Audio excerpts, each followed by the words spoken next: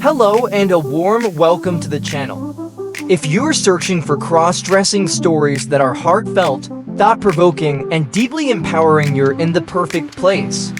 Don't forget to subscribe so you never miss a story. Let's begin this journey together.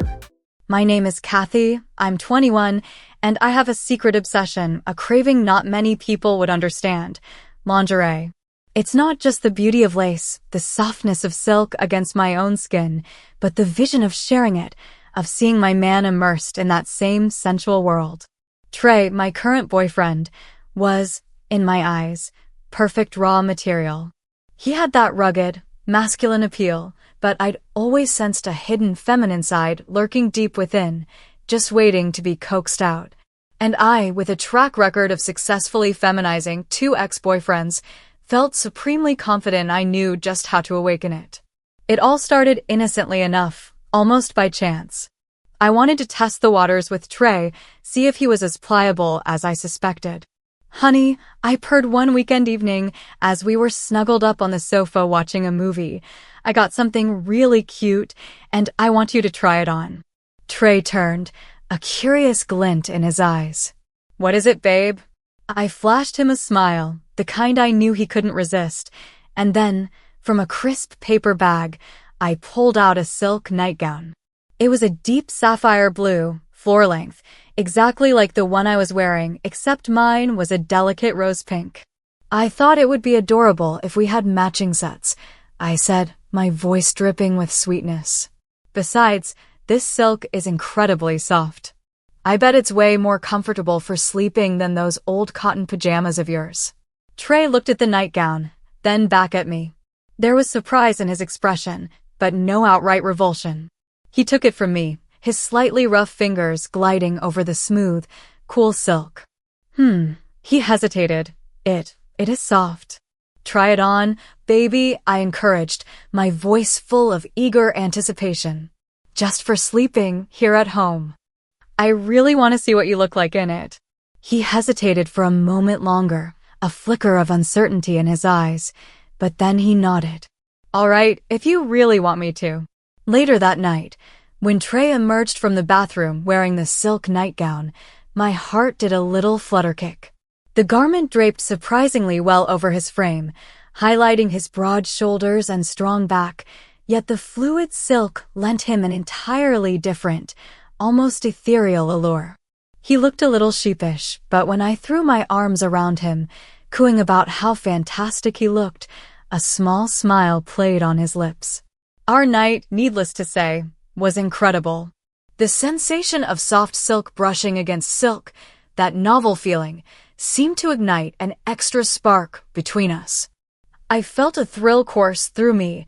My little experiment was already exceeding expectations. From then on, without any prompting from me, Trey started wearing the silk nightgown every night. He even admitted, a few days later, that it was far more comfortable than he'd ever imagined. "See?" I'd said to him one morning, noticing him lingering in the soft garment. "Sometimes the softest, most feminine things offer the most amazing comfort." He just chuckled, pulling me into his arms. "Maybe you're right, Kathy." The next logical step, almost a natural progression, was panties. "Sweetheart," I began, a week or so later, as we were browsing the lingerie section for me in a department store. I'd made sure to steer us there. "I've noticed your men's underwear looks a bit, well, boring.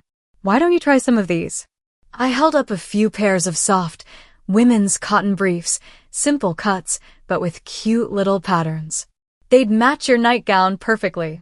This time, Trey's resistance was almost non-existent. Perhaps the sheer comfort of the silk nightgown had paved the way.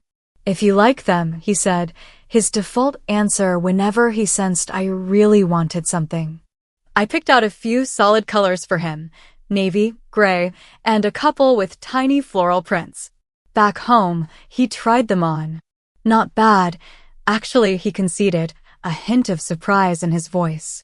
He seemed to genuinely appreciate the softness and the snugger fit compared to his usual loose boxers.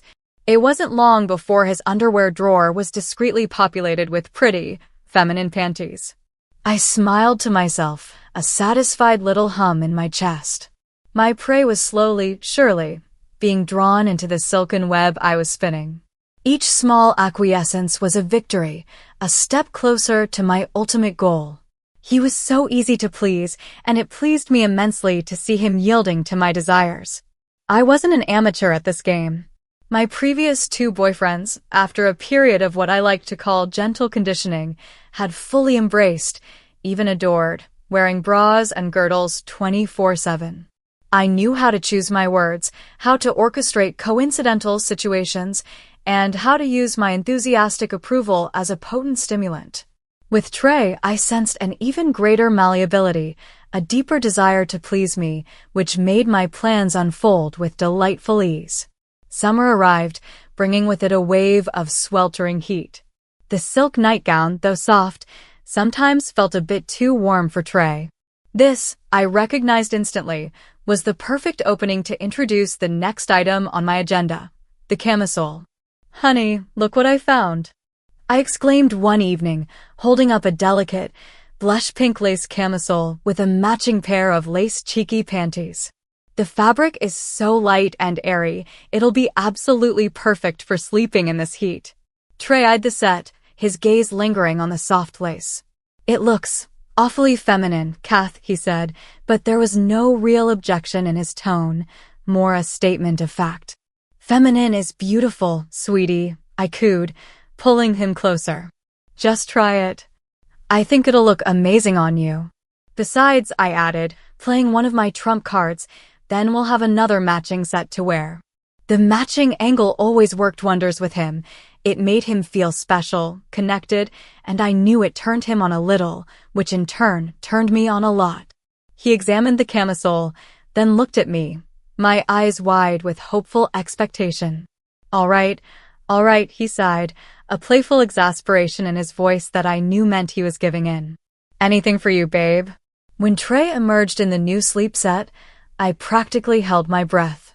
The lace camisole clung lightly to his torso, the sheer fabric offering tantalizing glimpses of his skin, while the matching lace panties accentuated his firm backside. He looked undeniably sexy, a surprising, androgynous allure that I found utterly captivating. "Well, what do you think?" I asked, my voice breathy with excitement. Trey looked at himself in the full-length mirror. There was a moment of initial shyness, but then a slow smile spread across his face. "It's surprisingly cool," he admitted. "And this lace isn't scratchy like I thought it might be." He turned to me, his eyes warm. "You know," he said, his voice a little softer, "if it makes you this happy, I'd wear it during the day too." Bingo! I hit the jackpot. That was the exact phrase I'd been hoping for, dreaming of. "Really, honey?" I asked, trying to keep the triumphant glee from my voice. "You mean it?" "Oh, I'd be so thrilled if you wore it all the time." He nodded, perhaps not fully realizing the commitment he'd just made, or the door he'd just opened. "Yeah, if you like it that much." The very next day, I launched Operation Camisole. I carefully selected camisoles with simpler designs and neutral colors, white, black, nude, for daytime wear alongside the sexier lace ones for home. "Look, sweetie," I explained, holding up a plain ivory one, "you can wear a camisole under your work shirts or even a thin t-shirt. It'll absorb sweat, and it's much less bulky than a men's undershirt." I conveniently forgot to mention men's undershirts were usually cotton and quite thin themselves. Initially, Trey was a bit self-conscious about wearing a camisole out in public. He kept fidgeting, worried someone might notice. "What if someone sees it, Kathy?" he'd whisper, his brow furrowed. "Sees what, silly?" I'd reply, feigning innocence. "It's just like an undershirt. Besides, who's going to be looking that closely? The important thing is that you're comfortable, and I'm happy." I'd punctuate this with a light kiss on his cheek. My approval was key. Gradually, with my constant encouragement and positive reinforcement, Trey got used to wearing a camisole every single day. We went on a little shopping spree, my treat, of course, and bought a whole array of camisoles and new, prettier panties. His old t-shirts and boxers were relegated to the back of the closet, then eventually to a donation bag. He stopped trying to hide it. Sometimes, a delicate strap would peek out from the collar of his shirt, or a hint of lace would show if he bent over, but no one seemed to notice, or if they did, they certainly didn't comment. This, more than anything, helped him relax. Trey's sister, Kim, was the first to officially find out. She dropped by one afternoon and happened to see Trey hanging laundry, which included several of his new camisoles and lace panties. Contrary to Trey's fear that she'd tease him mercilessly, Kim seemed genuinely amused and intrigued. Well, big brother, Kim chuckled. Stepping up your fashion game, are we? These are actually pretty cute. Trey blushed furiously, stammering something about me buying them for him.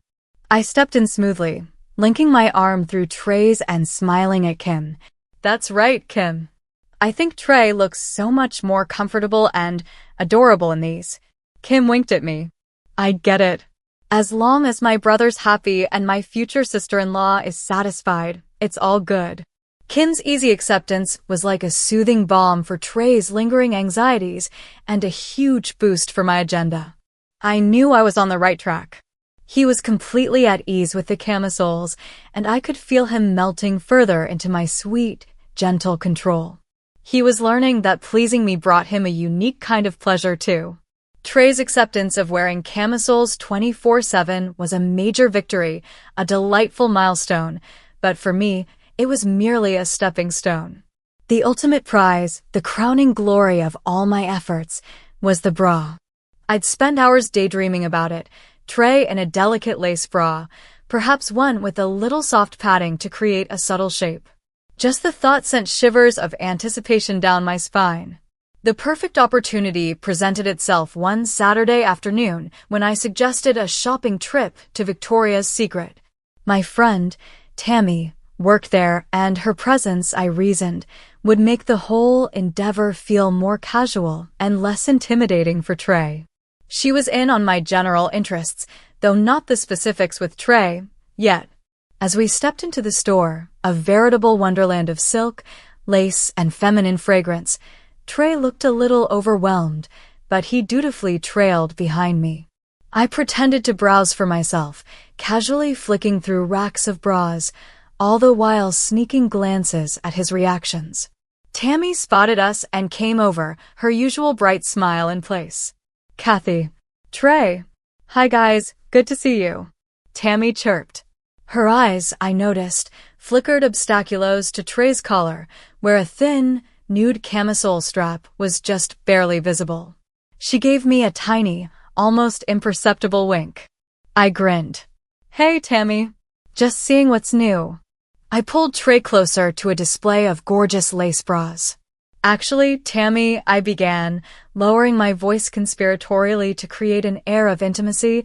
I have a little project in mind. Tammy leaned in, her curiosity piqued. Oh, what kind of project? I want Trey to try wearing a bra, I said, bold as brass, glancing at Trey.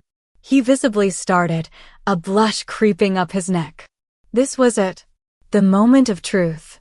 Tammy looked from Trey to me, a knowing, slightly mischievous smile playing on her lips.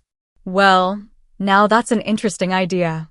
She was a good sport, always up for a bit of fun. I picked up a wine-red lace bra, lightly padded. What do you think of this one, Trey? I asked, deliberately letting his fingers brush against the soft lace and the gentle swell of the padded cup. Isn't it beautiful? Trey stared at the bra, his fingers tracing the delicate pattern. He looked at me, then at Tammy, as if weighing his options or perhaps his chances of escape. And then, in a moment that made my heart soar, he asked, his voice barely a whisper, Could I maybe get one for myself? My breath caught in my throat. This was it. Better than I could have ever orchestrated. He'd asked. I struggled to maintain my composure, though inside I was doing cartwheels. Of course, honey. I trilled, throwing my arms around him. That's fantastic. We can get matching bras. I'll help you pick out a really pretty one. Tammy, bless her, played along perfectly. In that case, let me get Trey's size. It's super important for a comfortable fit. Trey looked instantly alarmed at the prospect of being measured right there in the store. Here? And now, he stammered. Is that necessary? It's no big deal, sweetie, I soothed, taking his hand. Tammy's a pro, it'll be quick.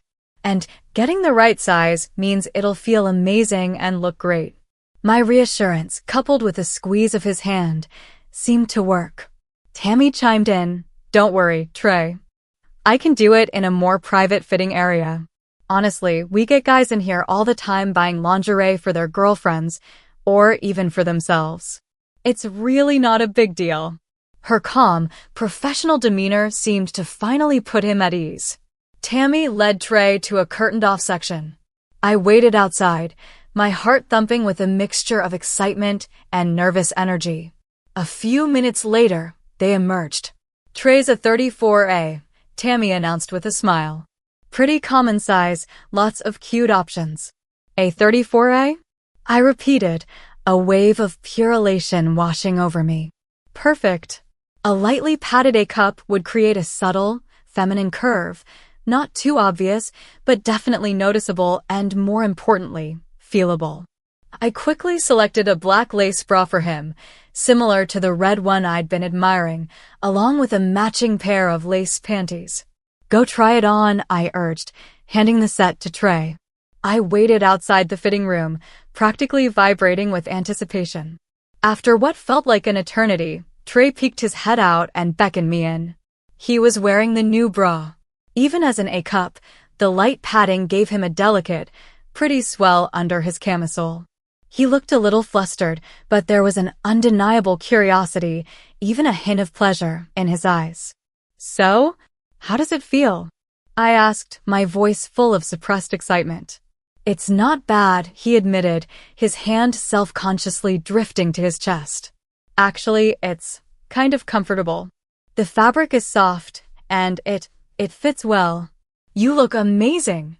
I gushed, and I meant it. There was something incredibly alluring about the sight of this handsome, masculine man wearing such a delicate, feminine piece of lingerie. You should wear it home, honey.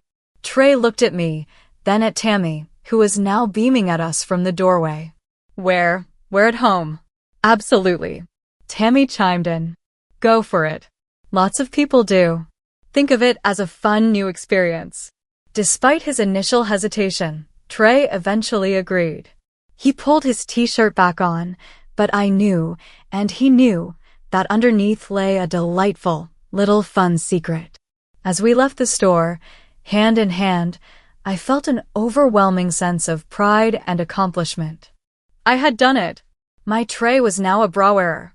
The most significant hurdle had been cleared, and the path ahead looked wonderfully inviting.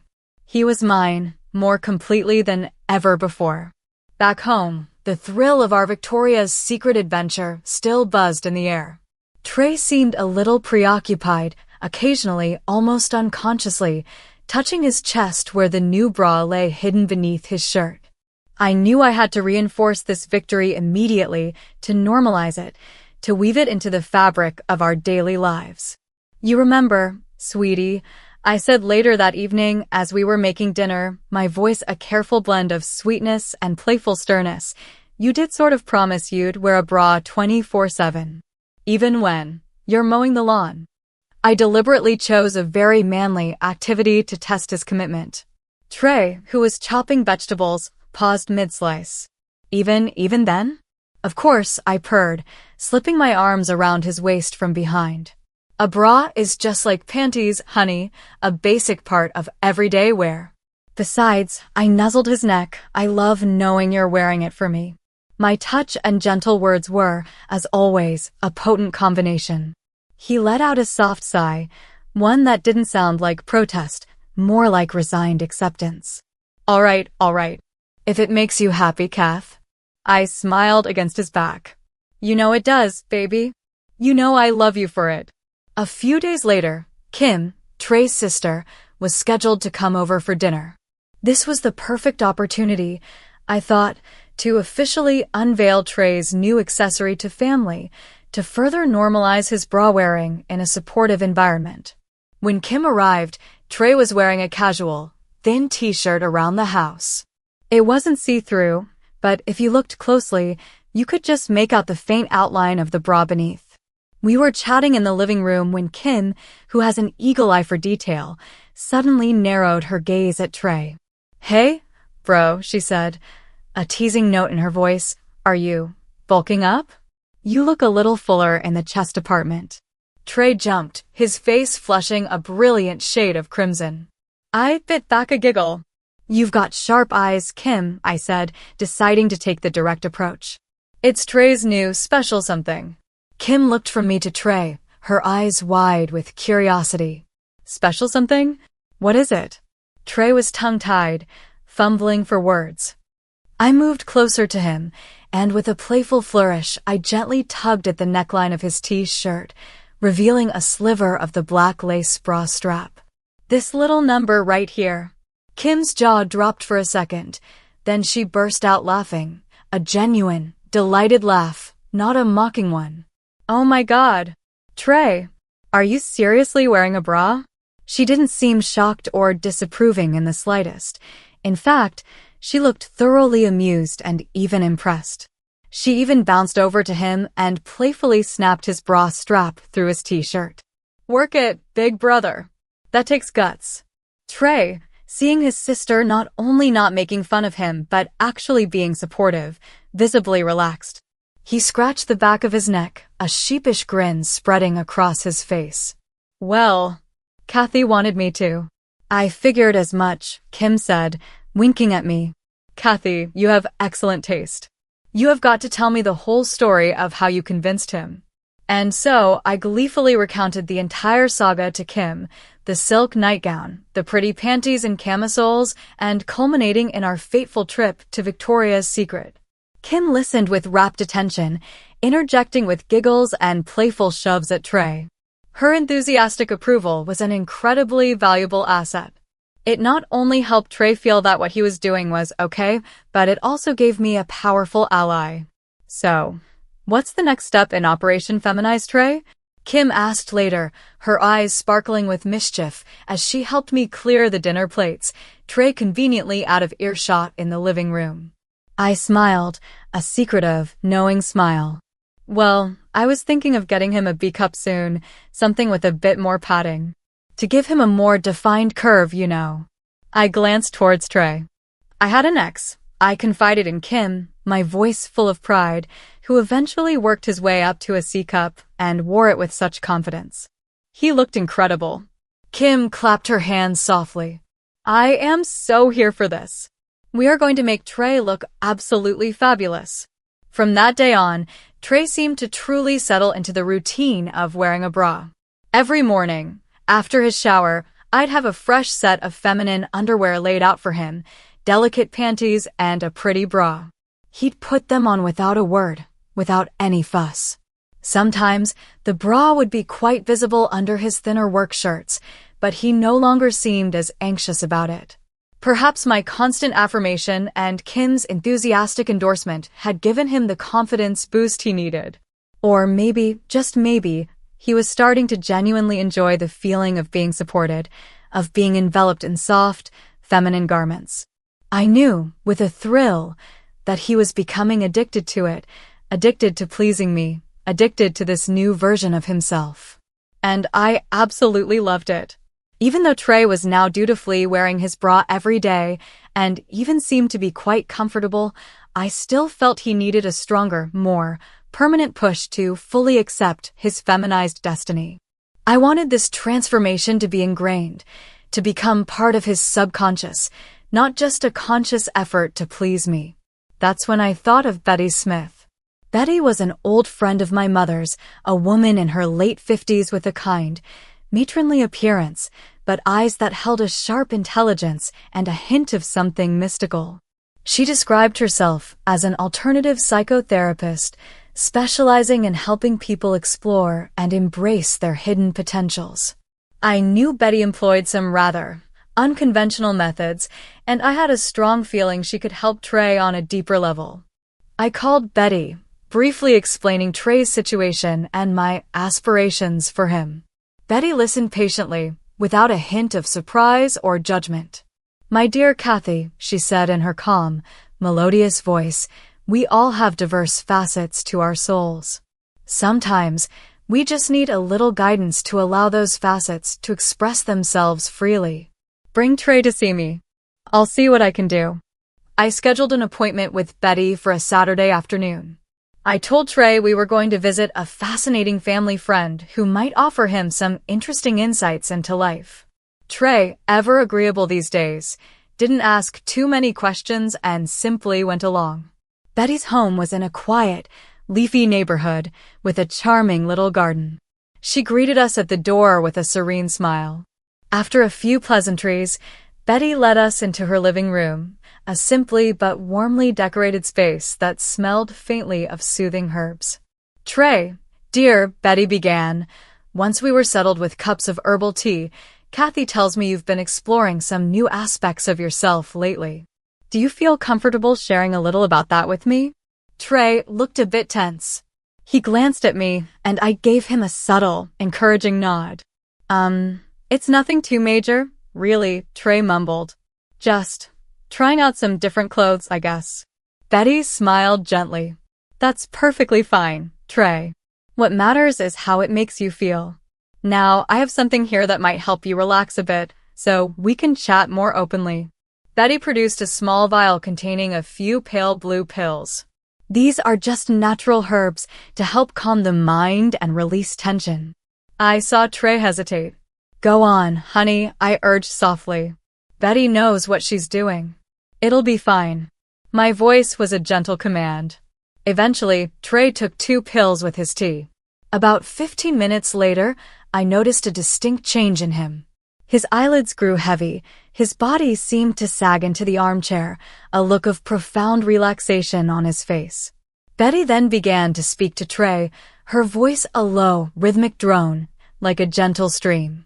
She spoke of self-acceptance, the beauty of diversity, of unleashing one's innermost desires.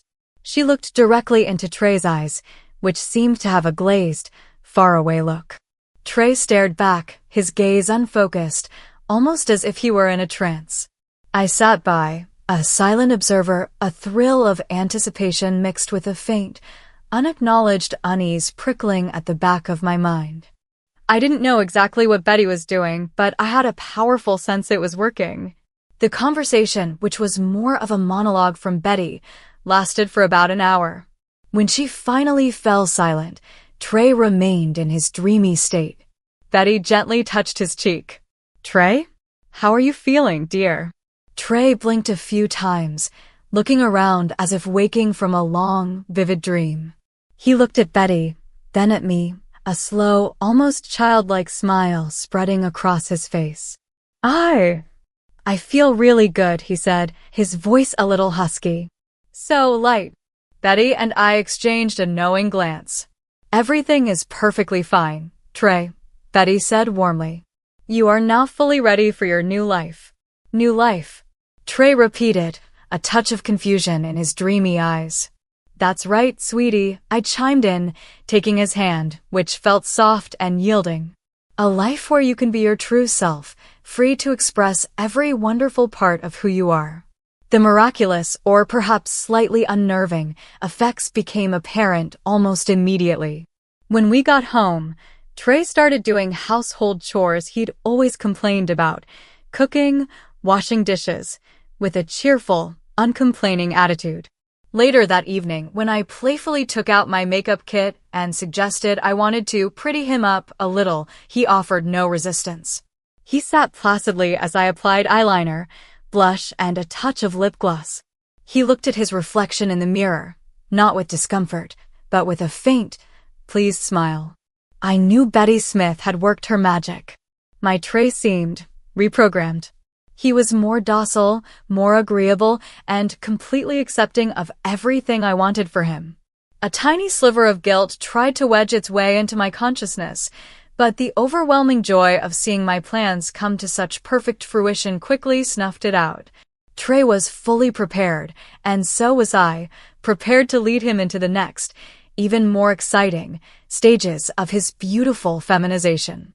He was mine to mold, and the clay was wonderfully soft.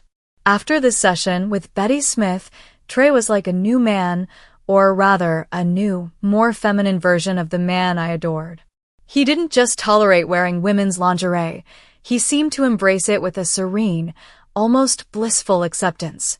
I felt the time was ripe to elevate his wardrobe, particularly his bra collection.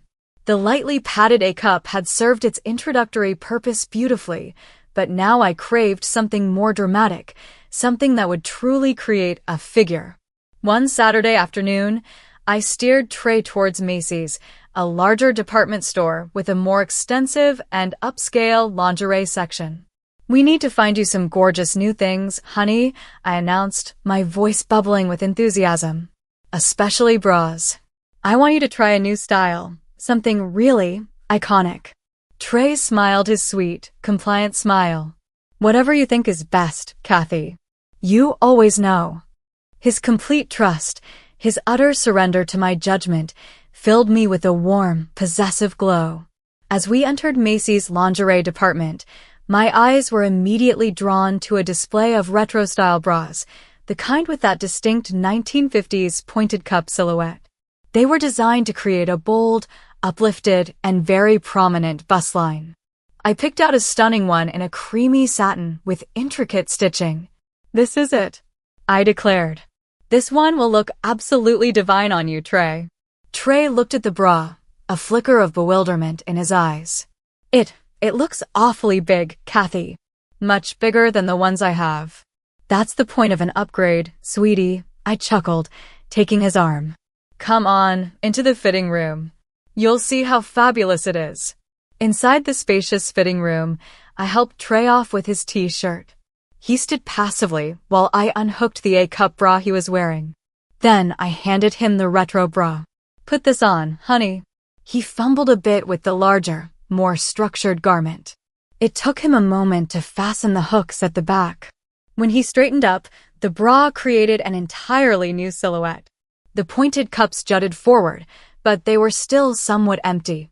"Hang on a sec," I said, then peeked my head out the door and beckoned to a nearby sales associate. "Excuse me, could you possibly bring us some bra inserts, please?" The saleswoman, a polished woman in her 40s, smiled professionally, not batting an eyelash. "Certainly, ma'am. What kind were you looking for?" "The kind that gives the most oomph," I replied with a conspiratorial wink. A few moments later, she returned with several pairs of silicone chicken cutlets in various sizes. I selected a fairly thick pair, perfectly shaped to fill out the retro bra's cups. I carefully slipped them inside the bra Trey was wearing. Instantly, Trey's chest transformed. It became full, heavy, the cups now perfectly filled, creating two proud, conical shapes that thrust forward with an almost defiant femininity. Trey looked down at his new bust, then stared at his reflection in the mirror, his expression a mixture of shock and dawning fascination. "Well, what do you think?" I asked, my voice laced with triumph. Trey reached up and tentatively touched his new breasts, feeling their weight and shape. A slow, amazed smile spread across his face. They look really good, Kathy," he breathed, his voice a little shaky. "They're heavier than I expected, but wow. They're beautiful. Absolutely beautiful." I confirmed. "You look so incredibly striking with this bust line." I adjusted the straps for him, fussing to ensure everything was perfect. "We are definitely getting this one." Trey walked out of the fitting room and subsequently out of Macy's with his new, prominent, pointed bust proudly displayed beneath his button-down shirt. He moved a little differently, perhaps adjusting to the new weight and dimensions, but the smile never left his face. He said the feeling was almost normal, just a little surprising. We decided to make a detour to Victoria's Secret to show off to Tammy. When Tammy saw Trey's new figure, she let out a whoop of delighted laughter. "Oh my God, Trey! You look absolutely stunning. Kathy, you are a genius." Kim was summoned for an immediate viewing that evening. Trey's mischievous sister gasped dramatically, then squealed with delight. "Big brother, you look like a 1950s movie star. It's incredible." She twirled Trey around, admiring his new bust from every angle. "Now," I announced to Kim, my eyes sparkling with fresh plans, "we're going to need to get him some darted blouses and some fitted knit tops to really show off that amazing new silhouette." Kim nodded vigorously, completely on board with the next phase of Trey's transformation. Trey stood there, smiling his gentle, accommodating smile, letting Kim and me plan his new wardrobe around his enhanced figure. He seemed to have completely accepted and perhaps even begun to revel in this dramatic change. The retro bra wasn't just new lingerie, it was a statement, a bold leap forward in the feminine journey I had so meticulously crafted for him. And I knew, with a delicious certainty, that this was still far from the final destination. There were so many more thrilling possibilities to explore. From the day he acquired his 1950s bombshell bust, Trey's life, or rather the life I was curating for him, took on an even more glamorous sheen. Each morning, he dutifully donned the padded retro bra, a pair of silky lace panties, a shaping girdle to cinch his waist, and often a pair of sheer nylon stockings held up by a delicate garter belt I'd surprised him with. He seemed to genuinely believe this was just what men do now, or at least what his Kathy wanted him to do, which, in his mind, Betty Smith had helped him understand was the path to true happiness and self-acceptance. The confidence, or perhaps the deeply ingrained conditioning, courtesy of Betty, made Trey remarkably at ease in public with his new, more feminine persona. He no longer shied away or tried to hide his figure. He wore the sharply tailored, darted blouses I'd picked out, the figure-hugging cashmere sweaters that showcased his artificial yet undeniably alluring curves. He went to work, met friends, ran errands, all with his proud new bust leading the way and his waist neatly cinched. He genuinely seemed to think other men were probably doing similar things, or if not, he simply didn't care what they thought anymore. His world revolved around my approval, and my approval was boundless. The insurance office where Trey worked was predominantly staffed by women. Interestingly, instead of the whispers or judgmental stares I might have, briefly and irrationally, feared, Trey's female colleagues seemed quite positive. They commented that he looked brighter lately, somehow more approachable, and definitely more stylish.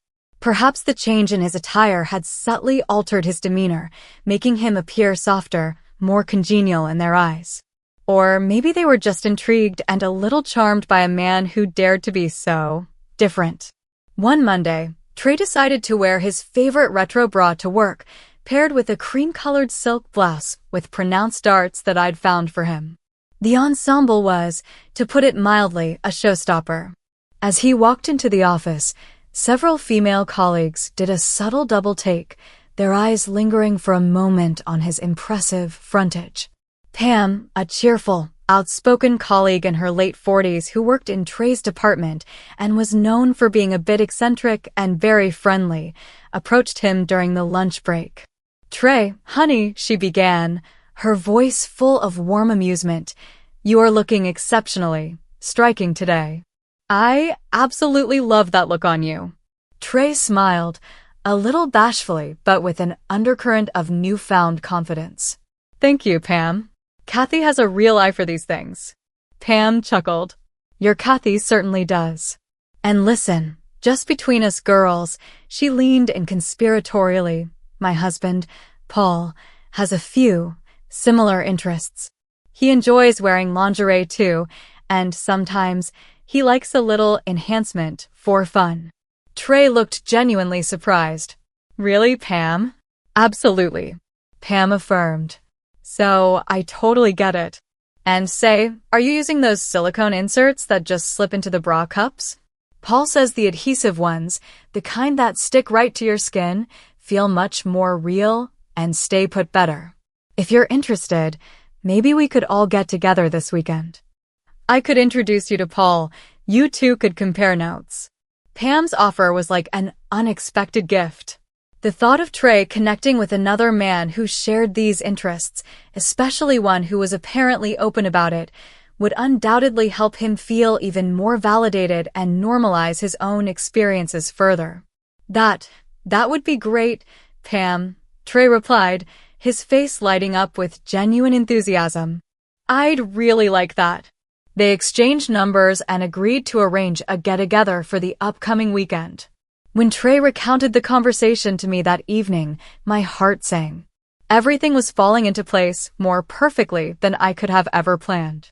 The introduction of Pam and Paul promised to open yet another exciting chapter in Trey's journey of feminization. My beautiful creation was about to find a community. That Saturday, we drove over to Pam and Paul's house. Paul greeted us at the door. He was a man of about Pam's age, tall and well-built, but what took both me and Trey by surprise was his attire. He was wearing a lovely floral A-line dress, a neatly styled brunette wig, and subtle, tasteful makeup. He didn't look clownish or forced. Rather, he exuded a unique, confident grace. Kathy, Trey, so glad you could make it. Please call me Paula when I'm dressed like this, Paul, or Paula, said, his voice still masculine but his gestures soft and feminine. Trey seemed a little stunned at first, but Paula's warm, open demeanor quickly put him at ease. We went inside, where Pam had tea and cookies waiting. The conversation flowed easily. Paula spoke candidly about her crossdressing journey, from secretly trying on her wife's clothes to eventually living openly with her preference on a daily basis. She explained that dressing as a woman made her feel liberated and genuinely happy.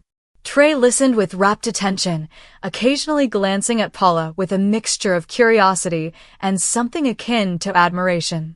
I could see a shift in him, a new understanding dawning.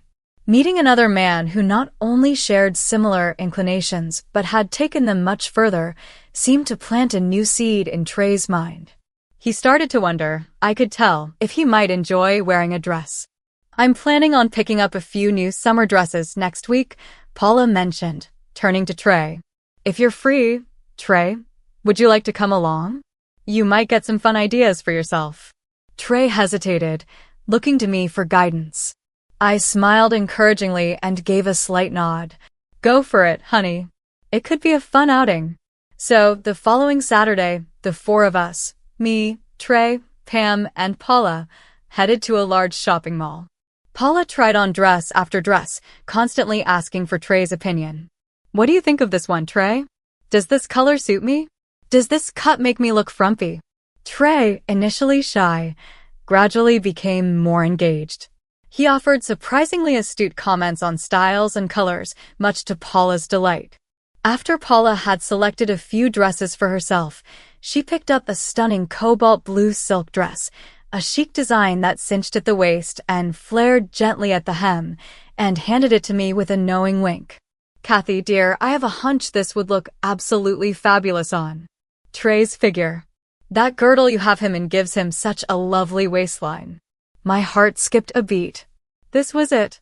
The golden opportunity. I took the dress and Trey's hand. Sweetheart, come into the fitting room with me for a minute. Huh? What for? Trey asked, looking bewildered. To try this on, I said, my voice firm but sweet. Just for fun. I really want to see what you look like in it. Trey trembled slightly, but I saw a spark of undeniable curiosity in his eyes. He wanted to. I knew he secretly wanted to try it. Inside the fitting room, I helped Trey out of his jeans and shirt. He stood there in his retro bra, lace panties, and girdle. I handed him the silk dress. Slip this on, honey. His hands were shaking as he took the dress. He fumbled a little, getting it over his head. The silk slid smoothly over his body, clinging to his cinched waist and flaring out over his hips.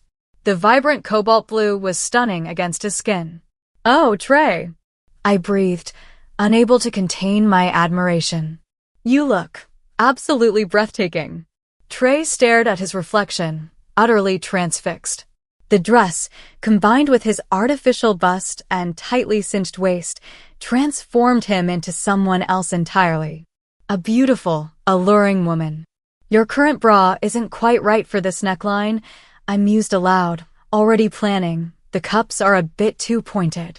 You'll need something rounder, more natural looking, and perhaps a higher-waisted girdle to create that seamless line from bust to hip.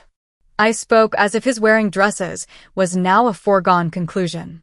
Trey didn't say anything, just gazed at his reflection. He touched his short hair, then ran his hand down the soft silk of the dress. A slow smile spread across his face, a smile of pure, unadulterated happiness. I like it, Kathy, he whispered. I really like how I look.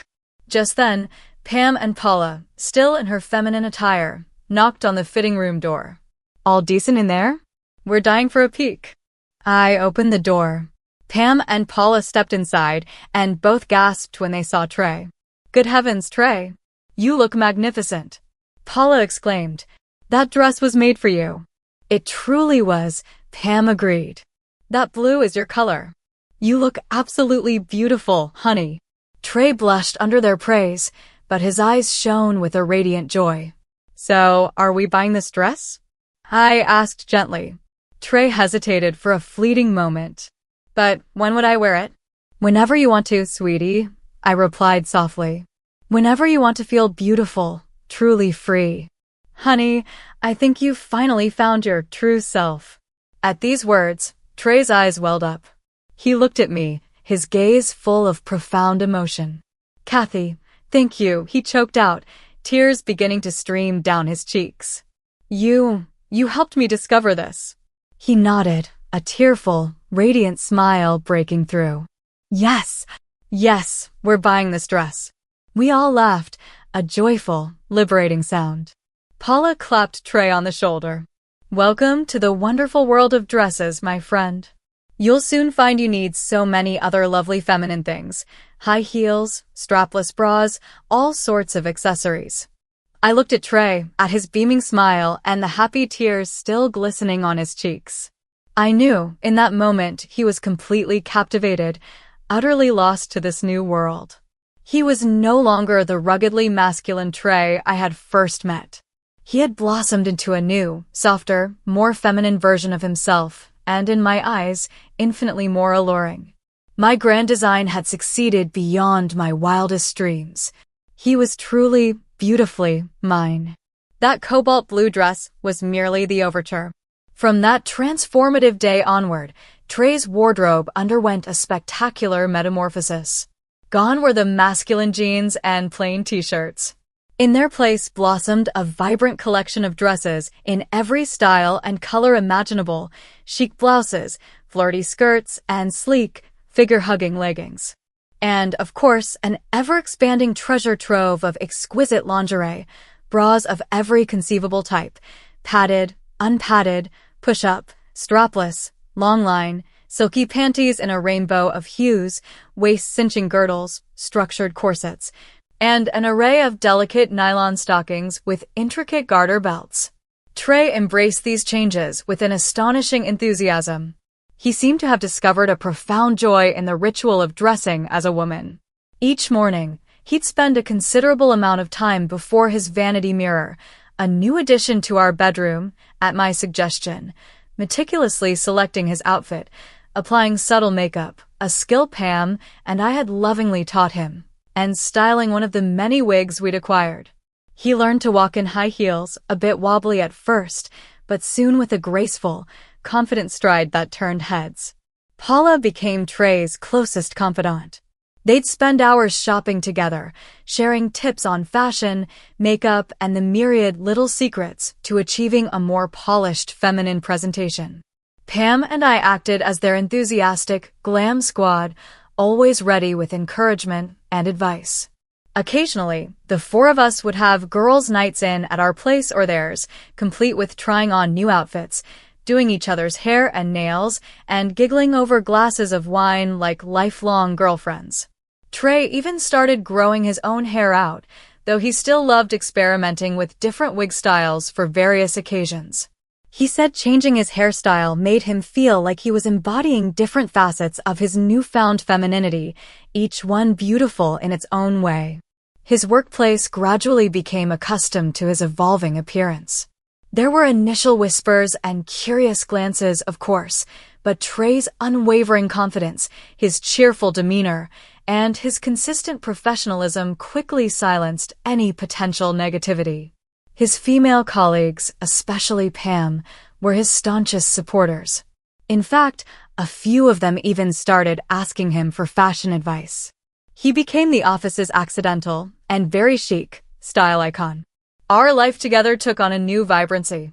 We frequented art galleries, attended theatrical performances, and became regulars at local fashion events. Trey, always impeccably dressed in his elegant feminine attire, drew admiring glances wherever we went. He no longer shied away from attention. Instead, he basked in it, radiating a quiet confidence. He told me he felt beautiful, special, truly seen for the first time. You know, Kathy, Trey mused one evening as we sat on our balcony overlooking the glittering city lights, he in a flowing silk maxi dress, his wig styled in soft waves. Sometimes I wonder, if it hadn't been for you, would I ever have dared to become this person? I smiled, leaning my head against his shoulder, feeling the soft fabric of his dress. I only opened the door, my love. You were the one brave enough to step through it. That was, of course, only part of the truth. I knew my role as the director of this entire beautiful production was paramount. I feel like I've been reborn, Trey continued, his voice thick with emotion. Before, my life was just work, simple routines. But now every day is a new adventure, a chance to explore and express myself. I love this feeling, Kathy. I love this new me. Watching Trey, so radiant and self-assured in his feminine guise, I felt a profound, almost intoxicating sense of satisfaction. I had succeeded. I had trained him, awakened that dormant femininity I always knew lay within. He was utterly captivated, completely hooked on this life, on this version of himself. Of course, I was aware that our story, the way I had guided Trey, might raise eyebrows. Some might whisper of manipulation, of coercion.